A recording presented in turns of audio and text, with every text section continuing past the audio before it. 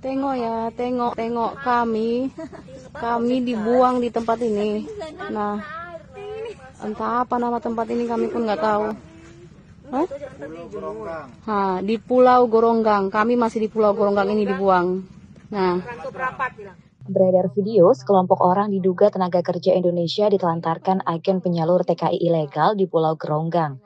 Dalam video tersebut terdengar suara perempuan si perekam yang menyebut mereka dibuang oleh Tekong di pulau tersebut.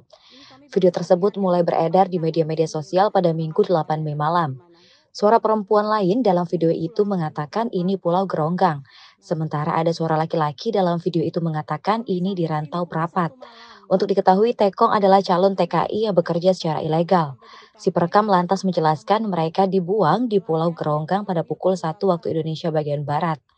Kami siang ini baru sampai tepi pantai. Kami juga nelayan yang ambil kayu bakau. Disitulah kami tanya. Dia bilang pulau ini masih di Indonesia, masih di Sumatera. Perempuan perekam video itu lalu mengatakan orang-orang yang ia rekam masih sebagian kecil.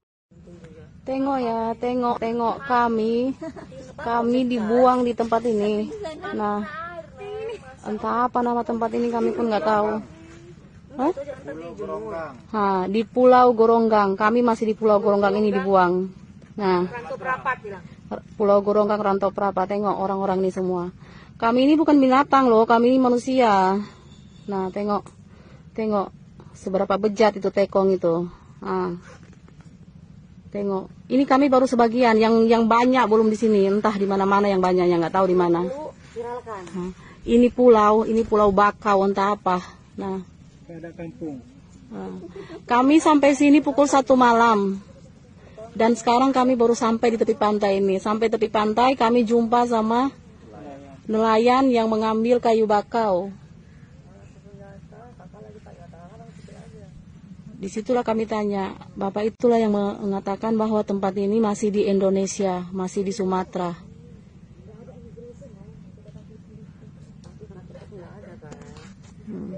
Ini masih sebagian kecilnya kami nih, sebagian kecil. Yang banyak-banyak tuh di dalam sana, dalam hutan bakau sana.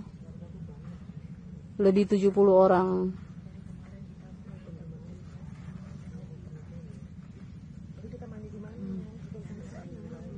Terima kasih sudah nonton.